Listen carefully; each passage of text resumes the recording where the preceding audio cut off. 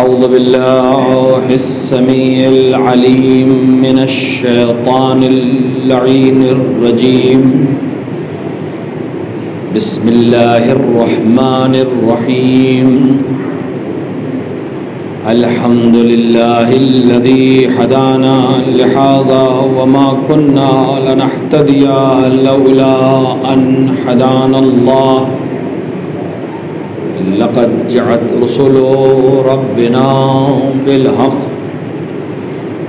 वल्हम्दुलिल्लाहिल्लज़ी जअलना मिनल मुतमस्सिकीना बिविलायति अमीरिल मुमिनीन वल अइम्मतिल हादीनल महदीयीन।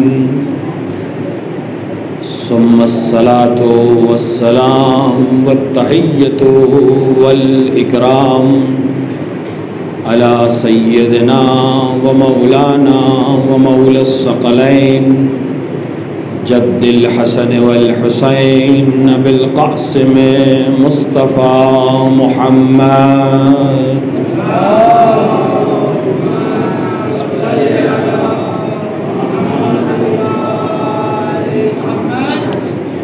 व अला आलिहि अत्तय्यबीन अत्ताहिरीन अल-मासूमीन अल-मुंतखबीन अल-मज़लूमीन ला सियमा इब्न अम्मिही गालिब अला कुल्ल गालिब मौलाना अली इब्न अबी तालिब व अला साहिब अद-दाअवातिन नबविय्यति वस्सौलतिल हैदरिय्यति वल इस्मतिल फातिमिय्यति वल हिल्मिल हसनिय्यति वश्शुजाअतिल हुसैनिय्यति वल इबादतिस सज्जादियति वल मआसिरिल बाक़िरियति वल आसारिल जाफ़रिय्यति वल उलूमिल काज़िमिय्यति वल हुज्जजुर रज़विय्यति वन नक़ावतुत तक़विय्यति वन नक़ावतुन नक़विय्यति वल हैबतिल अस्करिय्यति वल गैबतिल इलाहियति साहिबल अस्र वज़्ज़मान इमामल इंस वल जान अल हुज्जतल क़ाइमल मुंतज़रल महदी।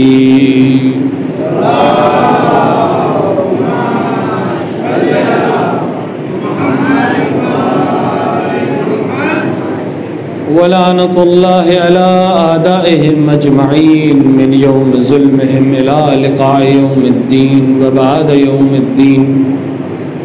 अम्मा बअद फ़क़द क़ाल अल्लाहु सुब्हानहु व तबारक व तआला फ़ी किताबिहिल मजीद व हुवा अस्दक़ुस सादिक़ीन व क़ौलुहुल हक़। बिस्मिल्लाहिर रहमानिर रहीम।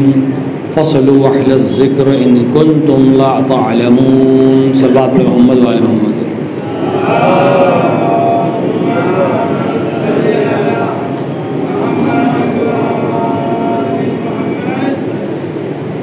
अरबाब अज़ा मातमदारान सय्यदुश्शुहदा अलैहिमुस्सलातु वस्सलाम। खुदावंद आलम कुरान मजीद में एक बात कह रहा है, और ये एक ऐसी बात है कि जिसको हर साहिब अक़ल समझता है, जानता है और कमोबेश इस पर अमल भी करता है कि जब तुम नहीं जानते हो तो जानने वालों से पूछ दो। इस आयत के ज़ेल में हमने मारिफत इमाम के सिलसिले से कुछ चीज़ें आपके सामने पेश की कि अगर हमें कुछ नहीं मालूम है तो जानकार से पूछना चाहिए, और हर वो चीज़ जो इंसान की सआदत के लिए, इंसान की कामयाबी के लिए, इंसान को कमाल तक पहुंचाने के लिए ज़रूरी है, उसके सबसे बड़े आलिम, उसके सबसे बड़े जानने वाले यही साहिबान करामत, यही साहिबान मारिफत, यही खुदा की हुज्जतें हैं जिनको खुदा ने अपने कमालात के साथ इस दुनिया में भेजा ताकि इनकी मारिफत के ज़रिए से उसकी मारिफत हासिल हो सके।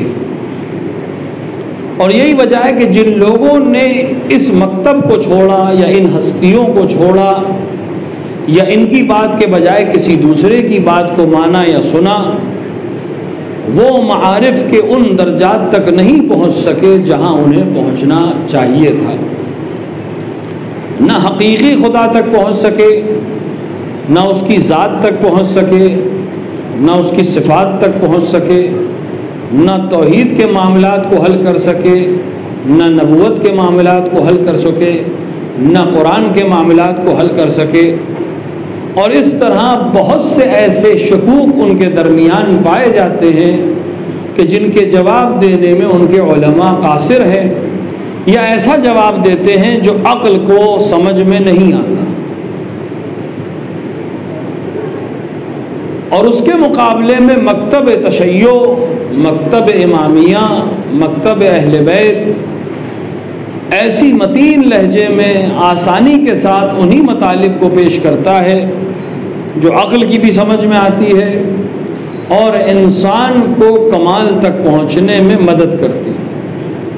खुदा के सिलसिले से, उसकी ज़ात के सिलसिले से कुछ बातें आपके सामने पेश की गई। यकीनन ये एक ऐसा मौजू नहीं है कि जिसको कुछ मजलिसों में समेट दिया जाए, लेकिन कोशिश ये की गई कि थोड़ा थोड़ा जुरा, फ़ारसी में कहा जाता है कि अगर बेक़द्र दरिया न तवान कशीद, अगर दरिया को नहीं समेट सकते हो तो अपनी प्यास भर पी लो।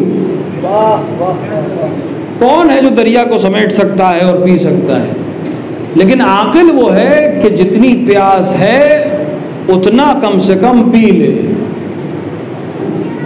लिहाजा इन मकतब के मजालिस के ज़रिए से सैयद शुहदा के सदक़े में जो ये फ़र्श अज़ा हमें नसीब हुआ है, इसकी बरकत से जब हमारे बच्चे यहाँ से उठें तो उनको तौहीद के मामलात भी उनके लिए आसान हो चुके हों, कुरानी मामलात भी उनके लिए आसान हो चुके हों, पैगंबर की मारिफत भी उनके लिए वाज़ेह हो चुकी हो, ताकि कल जब वो मजमे में जाएं, ऐसों के मजमे में जाएं जहाँ दूसरे भी हों, तो ये अलग नज़र आएँ और ये इस तरह से गुफ्तगू करें कि उनके उलमा भी हमारे बच्चों के आगे शागिर्दी करने को ज़ीनत समझें। ये हमारी मजलिसों की बरकत है कि हमारे छोटे छोटे बच्चे भी वो मतालिब जानते हैं जो उनके बड़े बड़े उलमा नहीं जानते।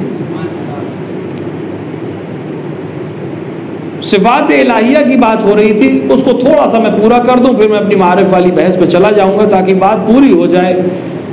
ज़ात खुदा अपनी सिफ़ात से अलग नहीं है, ये बात हमने कल आपके सामने पेश की थी और इसकी कुछ मिसालें भी आपको दी थी, एक या दो मिसालें, ताकि ये बात, ये चैप्टर क्लोज हो जाए। खुदा की ज़ात और उसकी सिफ़ात एक है, दीगर मकातिब जो हैं वो इसीलिए ये कहते हैं कि खुदा के साथ साथ और भी बहुत सी चीज़ें हैं जो हमेशा से थी, हमेशा रहेंगी। मसलन इल्म को, खुदा के इल्म को, खुदा के हई होने को, खुदा के क़य्यूम होने को वो हुदूस के कायल है, क़दूम के कायल है कि हमेशा से था, हमेशा रहेगा। लिहाजा एक की जगह वो कई के वजूद के कायल हो जाते हैं और हम कहते हैं नहीं, खुदा एक है, उसकी ज़ात के साथ ही उसकी सिफ़ात ज़िंदा हैं और हमेशा रहेंगी, अलग से कोई चीज़ नहीं है। क्योंकि जैसे ही अलग आप कहेंगे इसका मतलब दो है कुछ, और कभी कोई ऐसा मौका था कि उसके पास ये सिफत नहीं थी, बाद में हुई, जैसा कि हमारे साथ होता है। जैसे ही आप इस चीज़ के कायल होंगे फ़ौरन ये चीज़ आ जाएगी, फ़ौरन एक फ्रैक्शन ऑफ सेकंड के लिए भी अगर हम कायल हो जाएं कि खुदा के पास ये सिफत नहीं थी, तो इसका मतलब एक आन के लिए सही वो किसी चीज़ में कम था, और जो कम हो जाए वो खुदा नहीं हो सकता। हर हाल में उसे हामिल होना है उन तमाम चीज़ों का। एक छोटी सी मिसाल दें कि ये ज़ात और सिफत इकट्ठा कैसे हो सकती है। कुछ मिसालें दी थी मैंने, एक दो मिसालें बहुत आसान सी अपने बच्चों के लिए दे रहा हूँ। देखिए, आप घर में खाना खाने बैठे, दाल आई, सालन आया, आपने चखा, चार कोने का मुंह बनाया,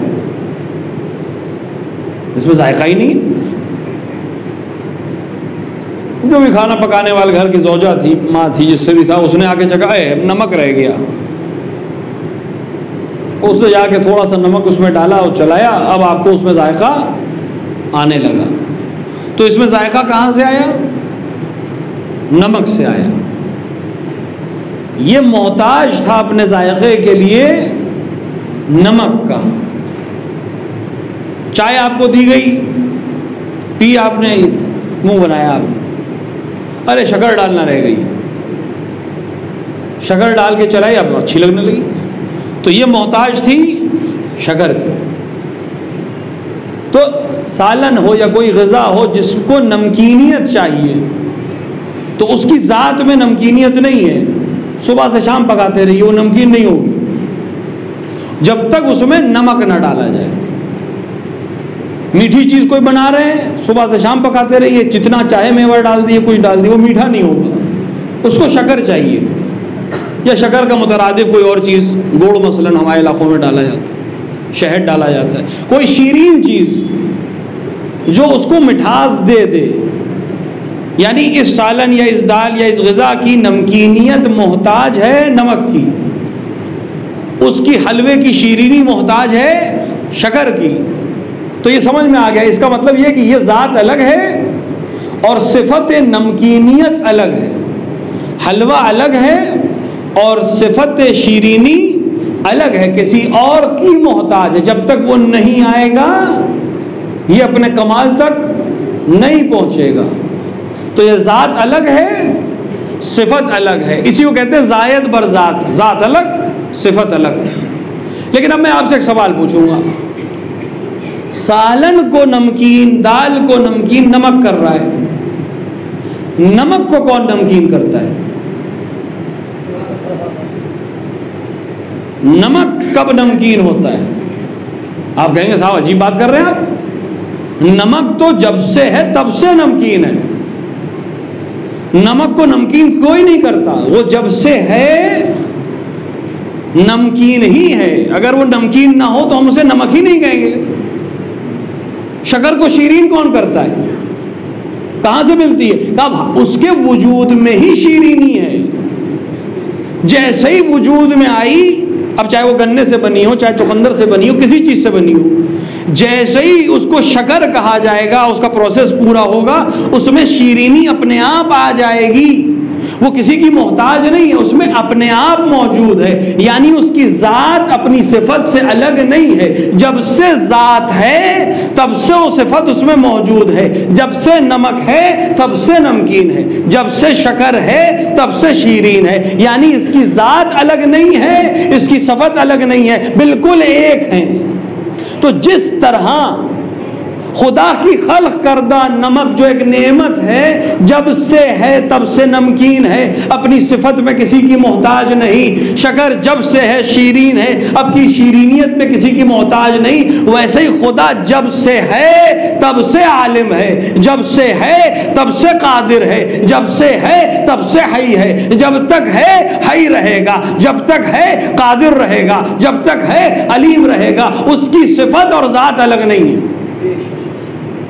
अलग से जरूरत नहीं उसे हासिल करने की। और इसी के नमूने उसने बनाकर दुनिया में भेजे थे। खुदा की एक और खासियत है कि वो जमाने में कैद नहीं हो सकता और न मकान में कैद हो सकता है। आप कहें कि इस मकान में है, उस मकान में नहीं है, यहां है वहां नहीं है। और ये जो हम आसमान की तरफ खुदा को सवाल जब करते हैं तो हाथों को बुलंद करते हैं, ये उसके उलूफ के लिए है, वरना ऐसा नहीं कि वो आसमान में कहीं बैठा है, वो तो हर जगह है। ये तो उसके उलूफ को आसान किया। नेमतों का चूंकि नुज़ूल आसमान से होता है, बारिश आसमान से आती है, पत्तों को जिंदा करती है, ज़मीन को जिंदा करती है, लिहाजा चूंकि नेमतें अक्सर आसमान से इंसानों पर नाजिल होती हैं, लिहाजा हम ऊपर की तरफ रुख करते हैं, वरना तय नहीं कि वो उधर ही है। क्योंकि ऊपर और नीचे, एक लतीफ़ बात आपसे कह रहा हूं, ऊपर और नीचे भी तनासुब की बात होती है। तनासुब का मतलब क्या है? जब आप कंपेयर करेंगे तो कोई चीज ऊपर है और कोई चीज नीचे, क्योंकि मुमकिन है एक चीज जो ऊपर हो वो एक के कंपैरिजन में ऊपर हो, लेकिन दूसरे के कंपैरिजन में नीचे हो। हम इस वक्त छत पे बैठे, फर्स्ट फ्लोर पे हैं, सेकंड फ्लोर पे हैं, तो जो नीचे वाले हैं उनके हिसाब से हम ऊपर बैठे हैं, हम ऊपर हैं, वो नीचे हैं। लेकिन जो इसके ऊपर है उसके हिसाब से अब हम नीचे हैं, वो ऊपर है। तो ये तो कंपैरेटिव चीज हो गई। इसीलिए हम खुदा के लिए जहद तायुन नहीं कर सकते, क्योंकि जहद का तायुन होने का मतलब है कि वो एक तरफ है दूसरी तरफ नहीं है, इसीलिए उसकी जहद नहीं तय हो सकती और ये हमारी समझ में नहीं आ पाता। लिहाजा उसने एक मखलूक ऐसी भी भेजी कि जमीन और आसमान में जब भी उसे पुकारो, जहां भी पुकारो, चाहे ऊपर चाहे नीचे चाहे यहां चाहे वहां, एक ही आन में पुकारो, ऊपर भी वो मदद करता नजर आएगा, नीचे भी वो मदद करता नजर आएगा, वहां भी वो मदद करता नजर आएगा, उधर भी वो मदद करता नजर आएगा।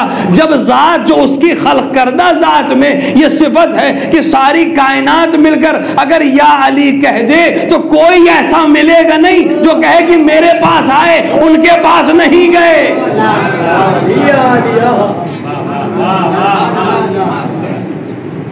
कोई मिला आज तक आपको कि मौला आने में देर क्यों हुई कि मैं वहां था? यहां पुकारा नहीं, वहां वो संभल गया। अच्छा, कमाल ये है,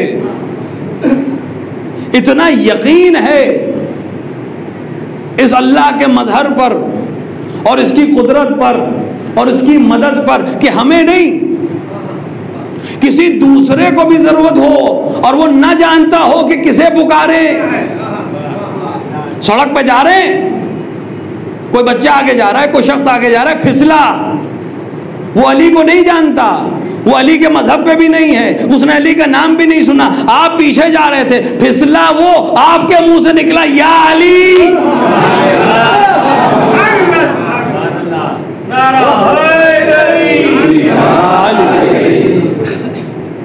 आपके मुंह से निकला, उसे तो पता भी नहीं चला कि किसने संभाल लिया। यानी वो इतना करीम है क्योंकि करीम का नुमाइंदा है, करीम का नुमाइंदा है। कोई खुदा का कलमा पढ़ता हो या ना पढ़ता हो, क्या उसे अनाज नहीं मिलता? क्या उसे सांसें नहीं मिलती? क्या उसे जिंदगी करने के वसाइल नहीं मिलते? कहीं और से तो नहीं आते, वही खुदा दे रहा है, कोई दूसरा तो उसे नहीं दे रहा है, वही दे रहा है जिसका वो इनकार कर रहा है, जिसका वो नाम भी नहीं जानता, जिसका वो कलमा भी नहीं पढ़ता, लेकिन वो इतना करीम है कि मैंने खल्क किया है, तू नहीं पहचानता, मैं तो पहचानता हूं कि तू मेरी मखलूक है, मैं तुझे अता करूंगा। बस उसी का नुमाइंदा भी इसी तरह है, ये नहीं मुझे जानता, मेरी मारिफत नहीं रखता, मुझे इमाम नहीं मानता, लेकिन मेरे चाहने वाले ने उसकी मदद के लिए पुकारा है, मैं करीम का नुमाइंदा हूं। यहां या अली कहा, वहां मदद के लिए पहुंचे। कितनी अजीम जात है, न मकान में कैद न जमान में कैद कि आज है कल नहीं, कब से मदद कर रहे हैं हमें नहीं मालूम, कब तक करेंगे हमें नहीं मालूम, क्योंकि हम महदूद हैं। हम कभी नहीं थे, आज है, कल फिर नहीं होंगे, लेकिन ये कल भी थे, ये आज भी हैं, ये कल भी रहेंगे। तो इसका मतलब ये हुआ इन्हें हमारी जरूरत नहीं है, हमें इनकी जरूरत है, हम मोहताज हैं। खुदा था, है, रहेगा, इसको समझाने के लिए कुछ मखलूक भेज दी कि अभी मखलूक को समझो। जब मैं अपनी मखलूक को इस तरह का बना सकता हूं कि हर जमाने में नजर आए, तो जिसने खल्क किया है उसकी मिसाल क्या होगी। पैगंबर अकरम अपनी बस में बैठे थे, एकदम से आंधी और तूफान के आसार हुए और एक जमात दाखिल हुई जो दिखने से मालूम हो रहा था कि बशर नहीं है, और पैगंबर के अतराफ बहुत बड़े बड़े सूरमा बैठे होते थे, आप पहचानते हैं, बड़े बड़े बहादुर। तो बहादुर पे एक बात याद आ गई, आपके मिजाज की है लिहाजा सुना देता हूँ। कभी कभी ऐसा होता है कि आप सफ़र के दौरान किसी से गुफ्तगू के दौरान कोई बात वो कह देता है, ऐसे ही कह देता है, लेकिन उसमें होती बहुत पते की बात है। हम एक गांव में गए थे, तो वहाँ बातें हो रही थी, कहाँ गए हो, किधर गए, अपने ही गांव के करीब एक जगह बात हो रही थी कुछ जवानों से। एक देहाती भी बैठा था, वो बिल्कुल नेरा देहाती, कुछ नहीं मालूम, दुनिया देखी नहीं, थोड़ा बहुत यही मजालिस की बरकत से चीज़ें जानता है। तो मैंने उससे बताया कि मैं अभी तुर्किया गया था, टर्की में इस्तांबुल में एक म्यूज़ियम है और बहुत से तबर्रुकात वहाँ है, क्योंकि खिलाफत उस्मानिया, अब तो ये पुर्तगाल सीरियल के चक्कर में बहुत कुछ आप लोगों ने देख लिया। खिलाफत उस्मानिया एक मजबूत हुकूमत थी और उसने बहुत से तबर्रुकात अपनी हुकूमत, अपनी कैपिटल तुर्की में इस्तांबुल में जमा की। आज उस म्यूज़ियम में रखे हुए बहुत सी चीज़ें रखी, कुछ हकीकी हैं, कुछ ना जाने क्या है। तो मैंने उससे कहा कि मैंने वहाँ एक तलवार देखी जिस पे लिखा था कि ये खलीफे दोवम की तलवार है, तुर्की के म्यूजियम में रखी है। तो वो देहाती जो बैठा था, तो उसने कहा मौलाना फिर तो बिल्कुल नई होगी।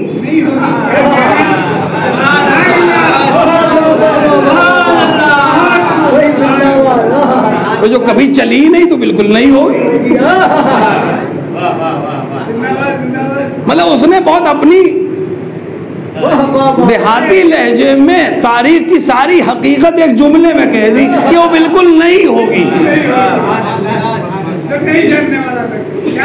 तो ये ऐसे ऐसे बहादुर पैगंबर के चारों तरफ बैठे रहते थे। जब तक मदीने में होते थे ये बिल्कुल तैयार रहते थे, हमसे बड़ा शुजा कोई नहीं, हमसे बड़ा ताकतवर कोई नहीं।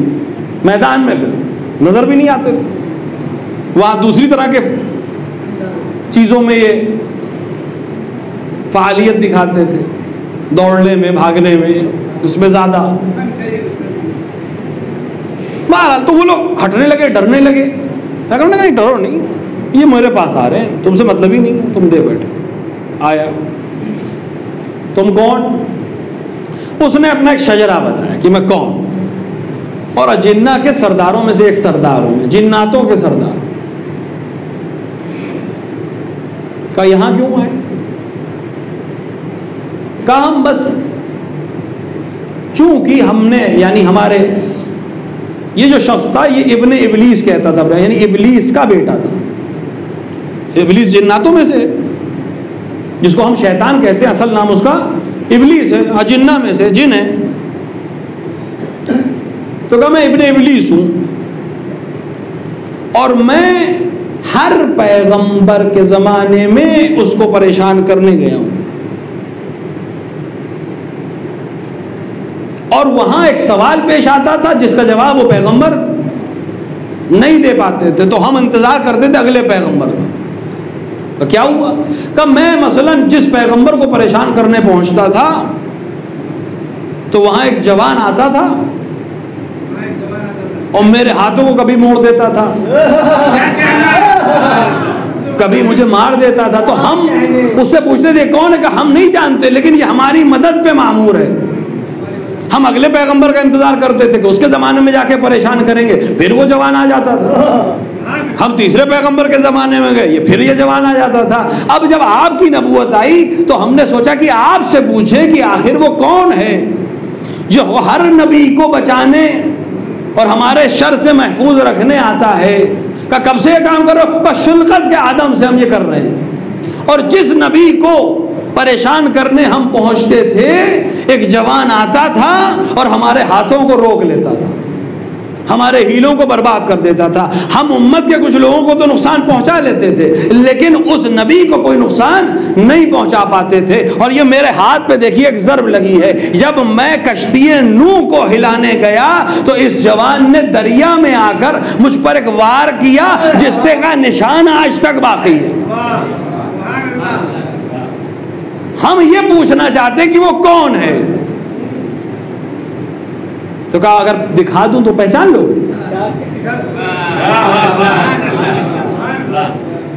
कहा क्यों नहीं पहचान लेंगे? पहचान लेंगे। अमीरुल मोमिनीन सर झुकाए बैठे थे। पैगंबर ने कहा या अली, अपने रुख की जियारत कराओ। अब जो अली ने चेहरा उठाया तो एक बार वो दहशत में आया, फिर एक बार संभला, फिर गौर से देखा, और उसके बाद उसके अजिन्ना पीछे होना शुरू हुए कि ये तो वही जवान है। कहा खुदा की कसम, ये वही है जिसने आदम के ज़माने में हमें रोका, जिसने नूह के ज़माने में हमें रोका, जिसने इब्राहिम के ज़माने में रोका, जिसने मूसा के ज़माने में रोका, जिसने ईसा के ज़माने में रोका। ये है कौन? का इसको पहचान लो, यही तो कायनात की हकीकत का नाम है। ये मेरा वसी है, मेरा दामाद है, मेरा अलमदार है, मेरी नबूवत का कायल है, मेरी इमामत पर ऊपर भी यही गवाह है। गालिब कुल गालिब मौलाना अली इब्न अबी तालिब।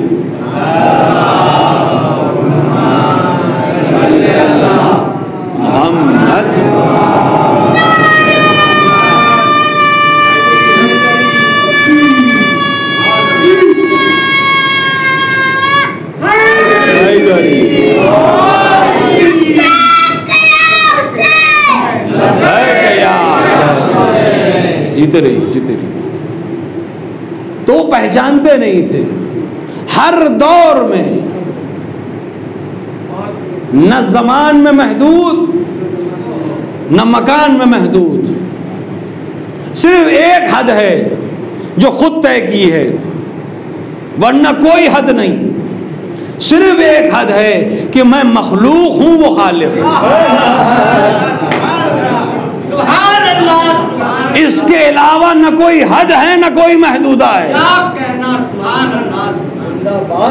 बस मैं मखलूक हूं, वो मेरा रब, मेरा खालिक है। न मेरा कोई मिसल है, न मेरी कोई नज़ीर है। न मुझे ज़माने की कैद में देखा जा सकता है, न मकान की कैद में देखा जा सकता है। बस एक कैद है कि मैं मखलूक हूं, वो खालिक है। ये शयातीन देखते थे, पहचानते नहीं थे। तो न जानने, मारिफत की बात आ रही है।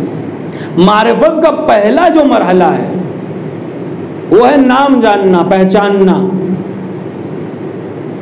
हम तो शक्लें देखते हैं बहुत से लोगों की, यहां सबको हम देख रहे हैं माशाल्लाह, लेकिन मैं सबका नाम नहीं जानता।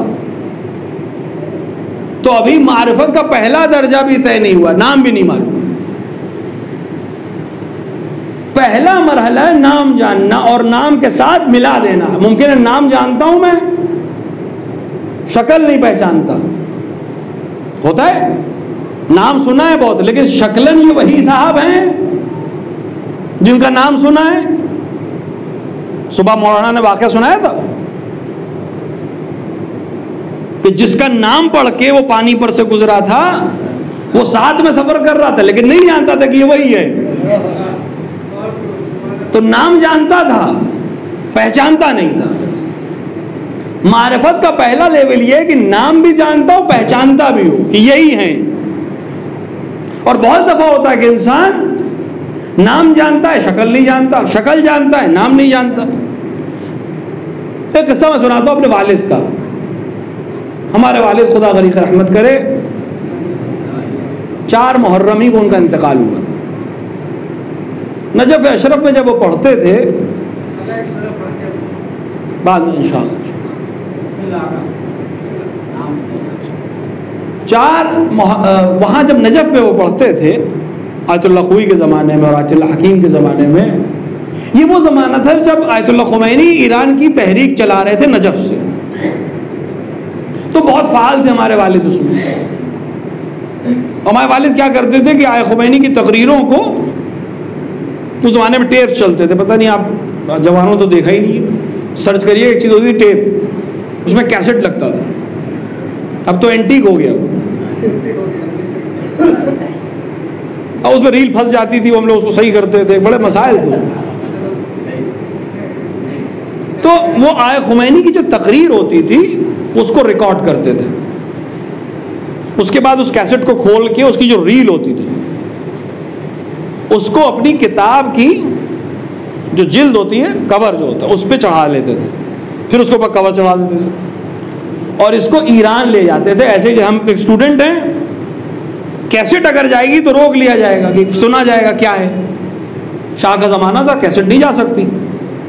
ये इंडियन थे, इंडियन ज़ियारत के लिए मशहद जा रहे हैं हम, इराक़ से ईरान आए, वीज़ा लिया, ईरान आए, किताब हाथ में लेके चले, किताब पे वो रील चढ़ी हुई है। अब यहाँ भी अपने अफराद हैं जो इनकलाब कर रहे हैं, वो रील को निकाल के दोबारा कैसेट करते थे, उसकी कॉपीज बनाते थे और ये पैगाम खुमैनी का पूरे ईरान में नशर हो जाता है। मुसलसल ये काम करते थे। किसी ने मुखबिरी कर दी कि फुला साहब हैं,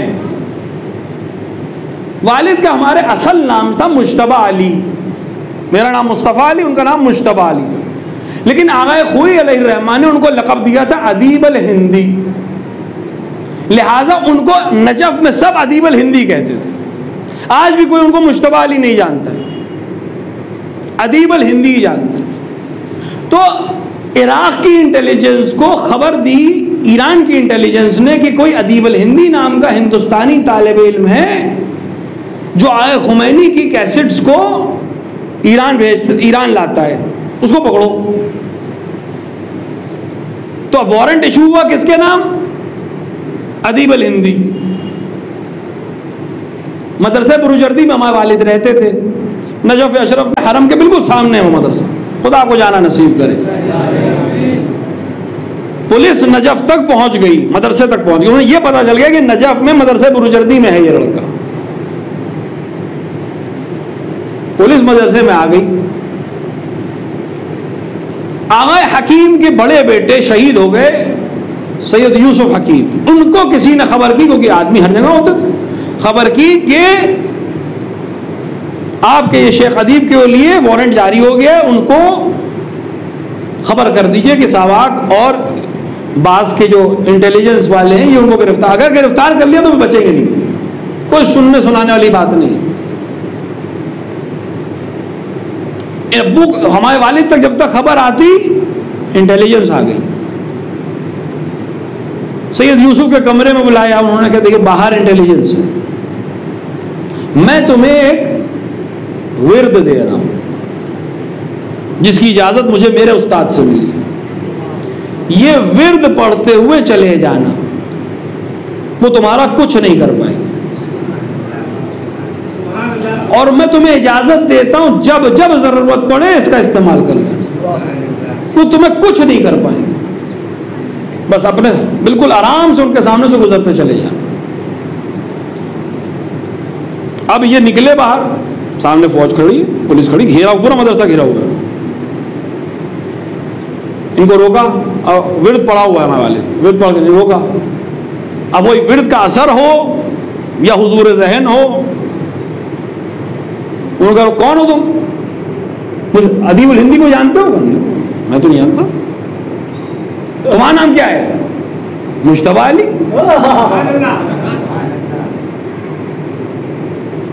अदीब अल हिंदी का नहीं, मदरसे में पूछिए किसी से, मैं तो मुश्तबा अली हूं, अच्छा जाओ। अब उन्होंने जाने दिया, ये शायद उस विर्द का असर था, उन्होंने रोक सकते थे, लेकिन हमारे वालिद निकल गए, वादिउस्सलाम गए, वहां से कुछ लोग मिले, सीधे इराक से सीरिया, सीरिया से लेबनान, लेबनान से हिंदुस्तान, दोबारा फिर इराक 20 साल बाद जा पाए।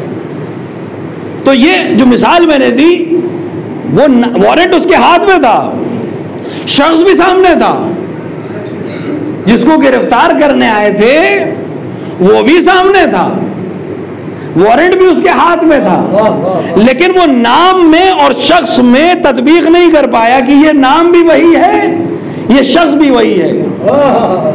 तो मारिफत कभी कभी ऐसे होती है कि शख्स को जानते हैं, नाम नहीं जानते, नाम जानते हैं, शख्स को नहीं जानते। जब दोनों को जान जाए तो पहला मरहला है मारिफत का कि ये नाम है और ये साहब है। लेकिन हम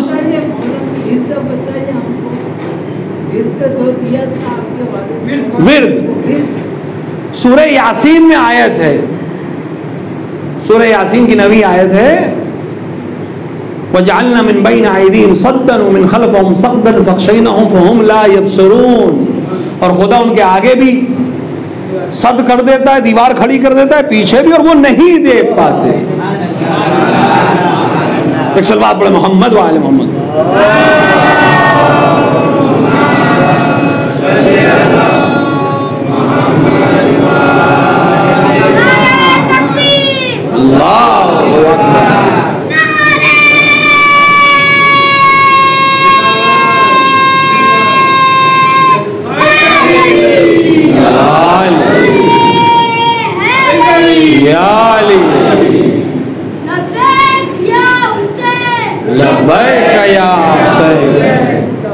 तो मारिफत की पहली मंजिल है नाम जानना और उसको तदबीर दे देना, लेकिन ये असल मंजिल नहीं है, क्योंकि सिर्फ नाम जानना और पहचानना कि ये है, ये तो सबको बहुत से को जानते हैं। जो अमीरुल मोमिनीन के दुश्मन थे, क्या वो हज़रत अली को नाम नहीं जानते थे? नाम भी जानते थे, पहचानते भी थे। जो इमाम हुसैन के दुश्मन करबला में थे, तो क्या नाम नहीं जानते थे? पहचानते नहीं थे? पहचानते थे, बिल्कुल अच्छी तरह पहचानते थे। अगर नहीं पहचानते होते तो रास्ता कैसे रोकते? हमारे वालिद को नहीं पहचानता था, जाने दिया। वहां तो पहचानता था कि यही फर्जंद ज़हरा है, नाम नसब सब जानता था। भाई नसब जानता था तभी तो कहा कि मैं आपकी मां का नाम सिर्फ एहतराम से लूंगा। मां इतनी मारिफत थी कि किसका बेटा है, लेकिन बस इसी हद तक हुक्म इब्ने ज़ियाद का मानना है। जबकि मारिफत का तकाजा क्या था कि जब इनको जानते हो तो फिर किसी और के हुक्म की क्या मतलब है? तो सिर्फ नाम हमसे नहीं मांगा गया है कि हम नाम याद कर लें, क्योंकि मारिफत नाम याद करने को नहीं कहते, क्योंकि नाम तो बहुतों को मालूम है, दुश्मनों को भी मालूम है, अपनों को भी मालूम है, कुन्नियत भी मालूम है, लक़ब भी मालूम है, टाइटल्स भी मालूम है, फजीलतें भी मालूम है, तारीख भी मालूम है, इन्होंने क्या किया है, इनके बाप ने क्या किया, इनकी औलादों ने क्या किया, सब जानते हैं। ये जानना मारिफत नहीं है।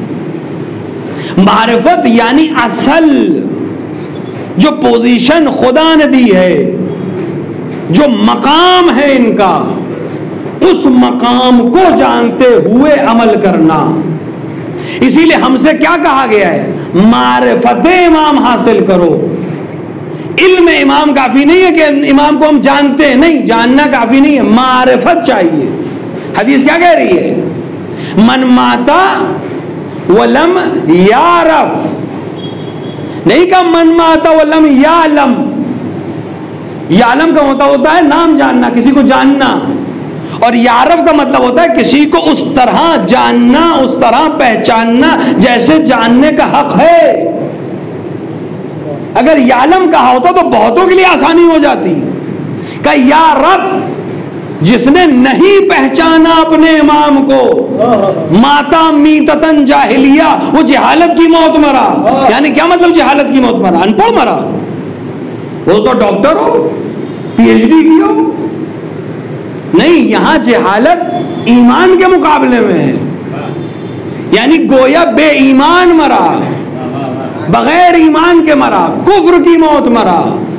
अगर अपने इमाम की मारिफत नहीं रखता, यानी नाम जानना काफी नहीं है, नसब जानना काफी नहीं है, ओहदा जानना काफी नहीं है, बल्कि जिस तरह खुदा ने उसे बनाया है, जो मकाम अता किया है, उस मकाम की मारिफत हासिल होनी चाहिए।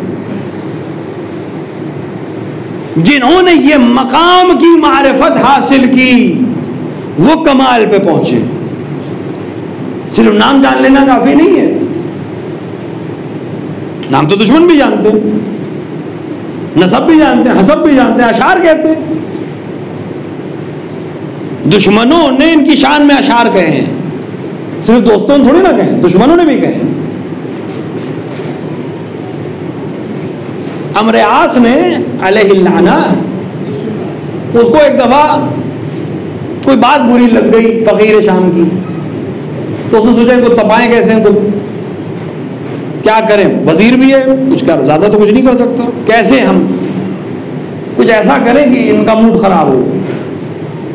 तो अली की शान में कसीदा कहा है। सबसे ज्यादा जलन अली से है तो मैं अली की शान में कसीदा कहूं, तो कसीदा कहा अली की शान में। लेकिन क्यों कहा? उसको जलाने के लिए। अगर अली के लिए कहा होता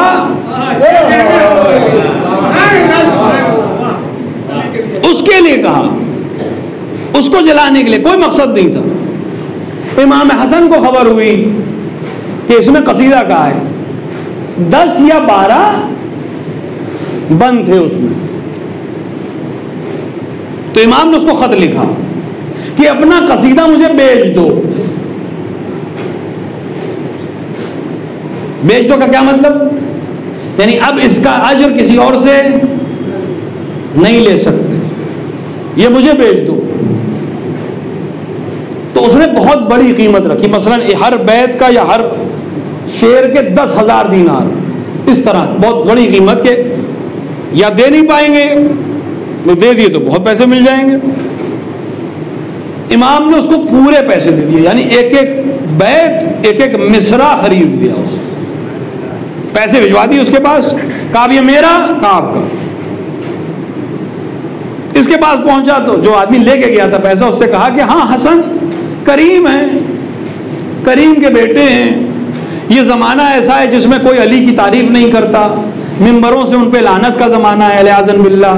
लिहाजा एक अच्छे बेटे की तरह, एक साले औलाद की तरह अगर बाप की शान में किसी ने कसीदा कहा तो उसको खरीद कर वो अपने अच्छे बेटे होने का सबूत दे रहा है। ये उसने कहा। इनको बुरी लगी, ये जो लेके गया इमाम का चाहने वाला था, ये आया इमाम के पास, तो मौला आपने तो ऐसा किया, वो ऐसा कह रहा था। कहा मैंने क्यों किया? तो मैं नहीं खबर। अगर उसे खबर होती कि इसका एक बैत उसके अव्वलीन और आखिरीन के तमाम गुनाहों की बख्शिश करा सकता है। किसके गुनाहों की बख्शिश? अम्र आस के गुनाहों की बख्शिश। कोई और नहीं कह रहा, इमाम हसन मुश्तबा कह रहे हैं, जिनके हाथ में जन्नत और जहन्नम है। अगर उसे इल्म होता कि इसका एक बैत उसके तमाम गुनाहों की बख्शिश करा सकता है तो वो मुझे कभी ना बेचता। मैंने इसलिए खरीद लिया कि उसको कीमत का अंदाजा नहीं है, रब को कीमत का अंदाजा है। कल कहीं कयामत में ये कसीदा ना पेश कर दे, लिहाजा मैंने उससे ये मौका भी छीन लिया कि कयामत में उसके हाथ खाली थे, खाली ही रहे। तमाम दुश्मनों पर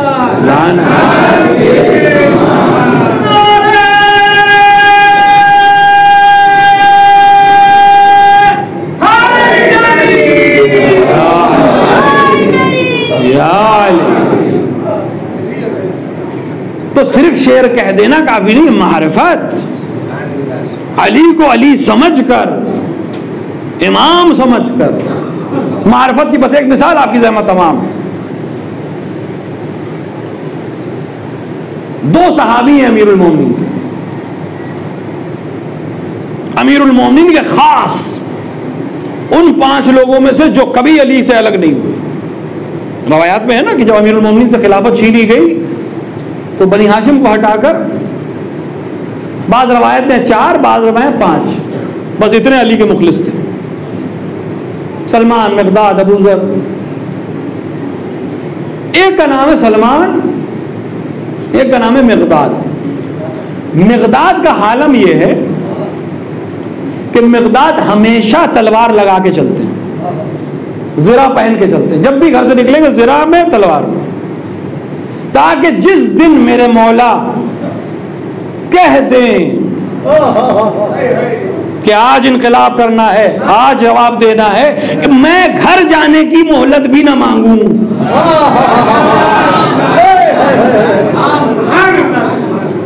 हम इंतजार कर रहे हैं, क्या हमारी कैफियत यही है? नहीं, कैफियत ये होनी चाहिए कि कल अगर मेरा मौला कह दे कि बस चलो, तो मौला अभी आते हैं, मौला तलवार ले ले, मौला ज़िरा ले ले। नहीं, मैं लेकर आया हूं।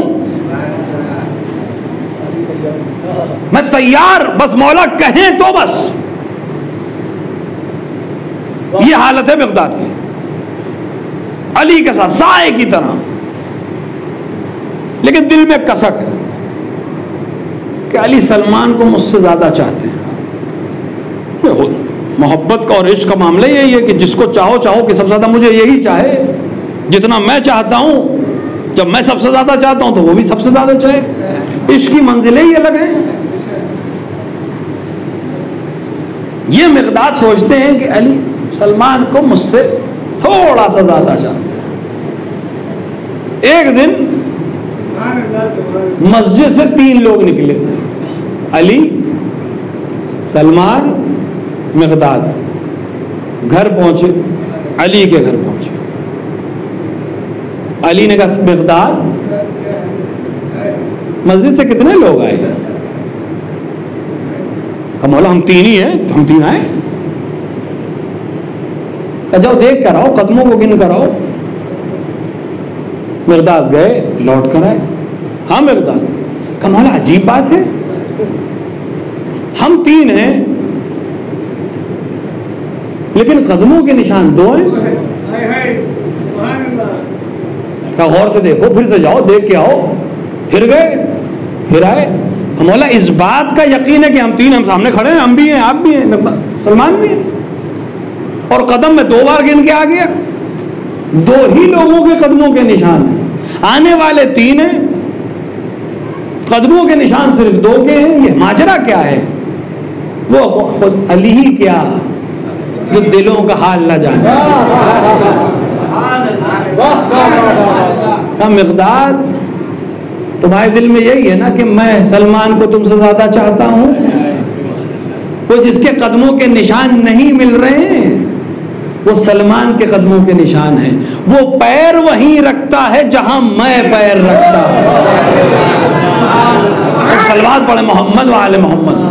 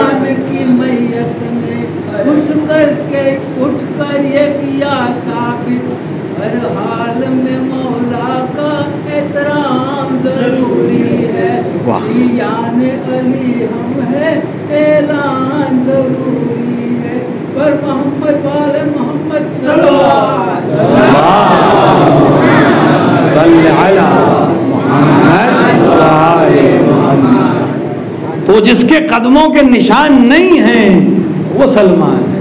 वो पैर वहीं रखता है जहां मैं पैर रखूं। मारिफत के उस दर्जे पर कि मैं अपना नक्शे पा भी ना छोड़ूं, नक्शे पा भी सिर्फ मेरे मौला का रहे।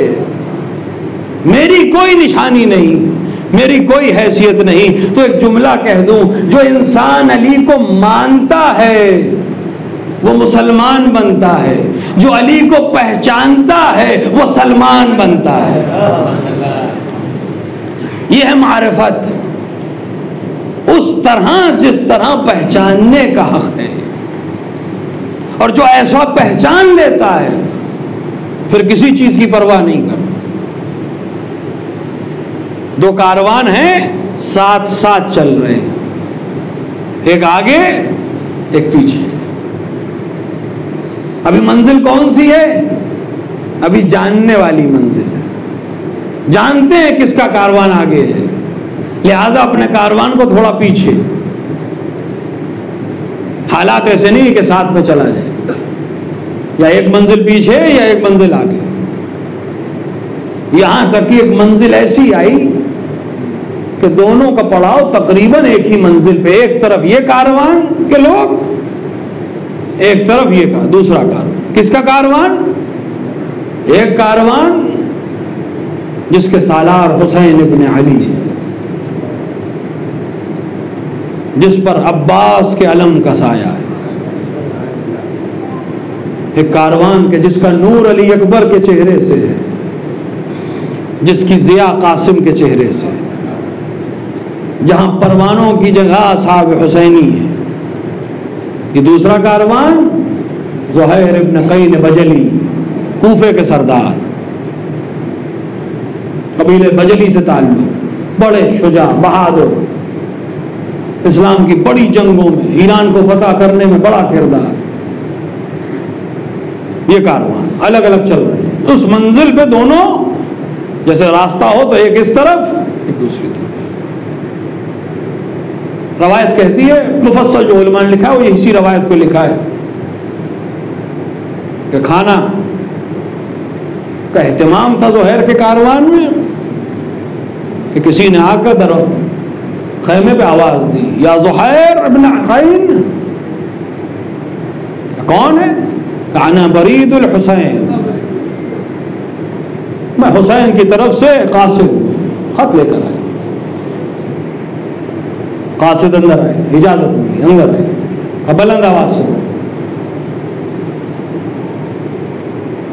खत में लिखा था कि मैं हुसैन इब्न अली, ऐ ज़ुहैर,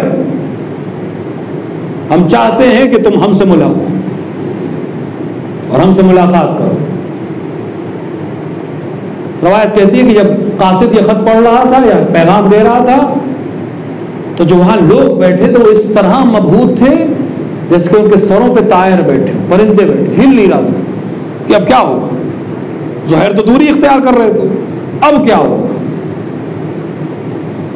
कासिद खामोश हुआ। ज़ुहैर ने कहा मैं सोच कर जवाब दूँ, तो चला गया। बाज़ रवायत में कि इमाम हुसैन ने एक और कासिद भेजा, बाज़ में कि इसी कासिद के बाद हुसैन के फैसला कर लिया, बाज़ में है कि एक और कासिद भेजा। और उलमा जो दूसरी रवायत के कायल हैं वो कहते हैं कि दूसरा कासिद कोई और नहीं था, जनाब अली अकबर को भेजा। कि ज़ुहैर इब्न क़ैन सहाबी रसूल है, रसूलुल्लाह को देखा है, अली अकबर के चेहरे को देखकर मेरे जद का चेहरा याद आएगा। ज़ुहैर अपने खैमे में इस्तराब में, ज़ौजा ने पूछा इतना परेशान क्यों? कहा हुसैन इब्न अली ने बुलाया है। कहा तुम सोच क्या रहे हो? कहा सोच रहा हूं हालात अच्छे नहीं हैं, कूफे से खबरें आ रही हैं इब्न ज़ियाद को गवर्नर बनाया गया है, सख्ती कर रहा है, तुम लोग का क्या होगा, घर का क्या होगा, कबीले का क्या होगा। ज़ुहैर, जवानाने जन्नत का सरदार तुम्हें बुला रहा है, तुम दुनिया के बारे में सोच रहे। करबला की खवातीन का अलग किरदार है, एक मुफस्सल है ये, इनका भी एक अलग किरदार है। बहरहाल ज़ुहैर निकले हुसैन से मुलाकात के लिए। तारीख खामोश है कि ज़ुहैर और इमाम में क्या बात हुई, क्योंकि कोई मौजूद नहीं था, कोई रवायत नहीं कि इमाम ने ज़ुहैर से क्या कहा। लेकिन सब ये लिखते हैं कि अब जो खैमे से ज़ुहैर निकले तो ज़ुहैर बिल्कुल बदल चुके थे।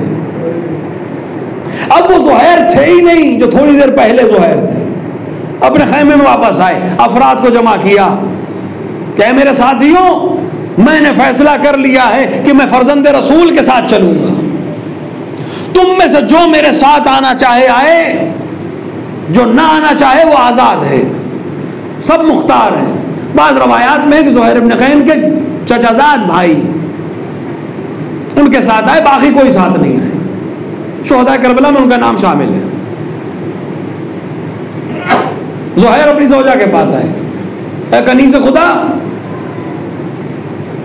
तूने मेरा बहुत साथ दिया, तूने सिर्फ नेकी के साथ मेरा साथ दिया, जा मैंने तुझे भी राह खुदा में आज़ाद किया। का ज़ुहैर, बाज़ रवायात में कि तलाक दी, लेकिन उलमा ने तकसीम ही नहीं, तलाक की ज़रूरत ही नहीं थी। ये सारा माल और असासा लेकर अपने घर वालों के साथ तुम चले जाओ, इस कारवां में तुम्हारे घर वाले भी हैं, तुम कूफे चले जाओ, मैं अब हुसैन के साथ। हाथों को जोड़ा, ज़ुहैर जब दुनिया थी तो साथ में रखा, जब वक़्वा बना रहे हो तो छोड़ के जा रहे हो। कान करीब हम यकीन है मुझे कि जंग होगी, हम कूफे की सिमत जा रहे हैं, इब्न ज़ियाद जरूर मुकाबला करेगा और हमारी तादाद इतनी नहीं है जाहिरी तौर पर कि हम उस पूरे लश्कर को शिकस्त देंगे, लिहाजा शहादत यकीनी है। तो ज़ुहैर तो शहादत तो बहुत अच्छी चीज है, कहाँ शहादत मुझे अपने लिए कबूल है, लेकिन तुम्हारे साथ किस तरह का बर्ताव हो इसका मुझे अंदाजा नहीं है, लिहाजा मैं तुम्हें अपने साथ नहीं रखना चाहता। का ज़ुहैर वहां हुसैन के साथ भी तो औरतें और बच्चे हैं, मैं उनकी कनीजी कर लूंगी। कहा वो फर्जंदान रसूल हैं, वो रसूल ज़ादियां हैं, दुश्मन उसका लिहाज करेगा, तुम रसूल ज़ादी नहीं हो, तुम तो कनीज हो, लिहाजा तुम अलग चली जाओ। रवायत कहती है कि दुल्हन नाम था इस ज़ौजा का, ज़ुहैर की, उनको जनाब ज़ुहैर ने कूफे की तरफ भेज दिया, लेकिन ये बहुत वफाशार ज़ौजा थी, कूफे जाए गई जरूर लेकिन कूफे में दाखिल नहीं हुई, एक राह में खैमा लगा के रहने लगी। एक मुफस्सल दास्तान है जो इस वक्त नहीं बयान करनी है। अब ज़ुहैर हुसैन के साथ है, कल तक अलग चल रहे थे, अब हाल यह है कि हुसैन के खैमे पे खड़े हैं। अब कोई भी बगैर ज़ुहैर की इजाजत के खैमे में नहीं दाखिल हो सकता। अगर कोई हथियार लगा के आया है, दुश्मन का आदमी है, बाकियों की खतो किताबत मुसलसल हो रही थी, कभी कोई कासिद आ रहा है, कभी कोई सरदार आ रहा है, तो ज़ुहैर तलवार रखवा लेते थे। अरब में बहुत बड़ी बात थी किसी की तलवार रखवा लेना। जो कहते नहीं तलवार रख के जाओगे, हुसैन के पास तलवार लेके नहीं जाओगे, मेरे रहते नहीं हो पाएगा।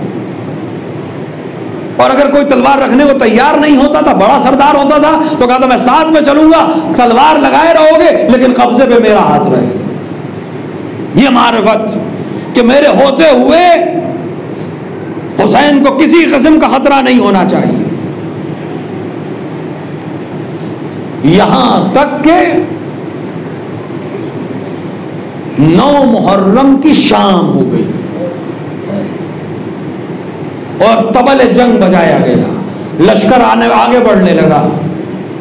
इमाम हुसैन खैमे से बरामद हुए, अबुल फज़ल अब्बास से कहा या आखी देखो ये दुश्मन क्या चाहता है। वो लोग जो अबुल फज़ल अब्बास के साथ गए थे उनमें से एक ज़ुहैर इब्न क़ैन, और ज़ुहैर इब्न क़ैन ने मुफस्सल तकरीर की है कि तुम लोग क्या कर रहे हो, फर्जंद रसूल पर हमला कर रहे हो। बहरहाल वो वक्त भी गुजर गया, एक रात की मोहलत ले ली गई, शब आशूर आ गई, वो लम्हा भी आ गया जब एक बार शमे इमामत को परवाने घेरे बैठे थे और हुसैन ने चिराग को बुझाकर कहा कि है मेरे बावफा साथियों, ये सारी फौज सिर्फ मेरे सर के लिए है, तुम्हें कोई खतरा नहीं है। मैं बैत के कल्लादे को तुम्हारी गर्दनों से उतार रहा हूं, तुम सब आजाद हो, जिधर चाहो चले जाओ, मैं तुम्हारी शिफात करने को तैयार हूं। सबसे पहली तकरीर अबुल फज़ल अब्बास ने की, उसके बाद जनाब बुरैर ने की, फिर जनाब ज़ुहैर बुलंद हुए। अजीब जुमला कहा, ऐ फर्जंद रसूल, एक जिंदगी नहीं, अगर खुदावंद आलम 70 जिंदगियां दे और हमारे जिस्मों को कैंचियों से टुकड़े टुकड़े कर दिया जाए, तब भी हम आपकी नुसरत से बाज ना आए। सुबह आशूर बरामद हुई, हुसैन ने अपने छोटी सी फौज को सजाया है। मैमना के सरदार हबीब इब्न मज़ाहिर हैं, मैसरा के सरदार ज़ुहैर इब्न क़ैन हैं, क़ल्ब लश्कर में इमाम खुद मौजूद हैं, अलमदार अबुल फज़ल अब्बास हैं। जंग शुरू हुई, एक ना बराबर जंग, लेकिन अल्लाह अल्लाह असहाब हुसैन इब्न अली ये कसम खाए हुए हैं कि जब तक हम में से कोई जिंदा है बनी हाशिम को आंच नहीं आनी चाहिए, हुसैन को आंच नहीं आनी चाहिए। यहां तक के वो वक्त भी आया जब किसी ने आवाज दी, आका जोहर का वक्त है, अव्वल वक्त जोहर का है, आखिरी उम्र की आखिरी नमाज आपके साथ पढ़ने का जी चाहता है। अल्लाह अल्लाह, हुसैन और हुसैन के साथियों ने नमाज की लाज को रखा है, नमाज की आबरू को रखा है। हुसैन ने कहा हाँ, जंग को रुकवाने की कोशिश करो ताकि नमाज पढ़ी जा सके। दुश्मन ने अजीब जवाब दिया। खुदा की लानत हो उस शख्स पर जिसने हुसैन से ये कहा, हुसैन तुम्हारी नमाज कबूल नहीं है। ये जुमला इतना शदीद था। हबीब इब्न मज़ाहिर फ़क़ी आले मोहम्मद, फ़क़ी जिसे इमाम ने फ़क़ी कहा है, उसने आगे बढ़कर कहा मौला नमाज आप पढ़िए, मैं इस दुश्मन को, इस गुस्ताख को जवाब देता हूँ। हबीब आगे बढ़ गए। अब हुसैन को नमाज पढ़नी है, कोई रास्ता नहीं है, दुश्मन पनाह नहीं दे रहा है, तीरों की बारिश है, फौजों का हमला है, अजीब नमाज है। एक बार ज़ुहैर आगे बढ़े, एक बार सईद आगे बढ़े। आका आप नमाज पढ़िए, हम आगे खड़े होंगे, आज अजीब नमाज होगी। इमाम पीछे खड़ा है, मामूम आगे खड़े हैं। अल्लाह अल्लाह असहाब हुसैनी, इत्तिफाए हुसैन इब्न अली। अरे तीरों की बारिश है। हुसैन के चाहने वाले कभी सीने को आगे करते हैं, कभी हाथ से रोकते हैं, कभी ढाल पे रोकते हैं। जिस्म है तीरों से छल्ली हुए जाता है, लेकिन अल्लाह अल्लाह हुसैन की मोहब्बत है। इधर हुसैन ने कहा अस्सलामु अलैकुम व रहमतुल्लाह, उधर सईद ने आका सईद की खबर लीजिए। इधर ज़ुहैर अभी अभी रमक बाकी है, आगे बढ़कर कहा ऐ आका क्या मुझे इजाजत दीजिए, थोड़ी सी रमक बाकी है, ये बची हुई जान भी आपके कदमों पे निसार कर दूं। सईद ने दम को तोड़ दिया। ज़ुहैर तलवार सौंप कर एक बार फिर मैदान में गए। अजीब जंग शुरू की है, कूफे के बड़े बड़े पहलवानों को ज़ेर किया। इसी असना में किसी ने नेज़ा चुभोया, किसी ने पुष्ट से हमला किया। एक बार ज़ुहैर जमीन पर गिरे। आका गुलाम की खबर लीजिए, हुसैन बालीन पर आए।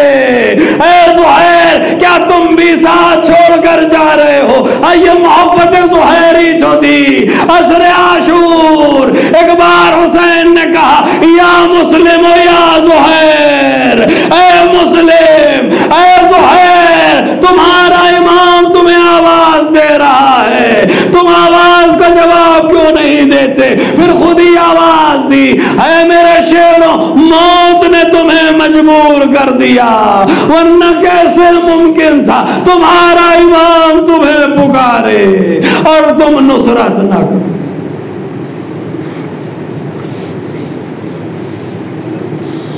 वसयअलमुल्लज़ीन ज़लमू अय्य मुनक़लिबिन यनक़लिबून, इन्ना लिल्लाहि व इन्ना इलैहि राजिऊन, रिज़न बिक़ज़ाइही व तस्लीमन लिअम्रिही।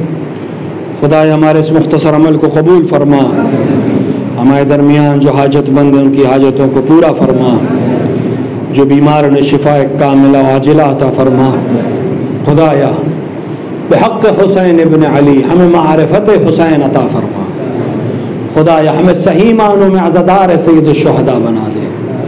खुदाया ये तौफ़ीक़ अज़ा हमसे सल्ब न फरमा।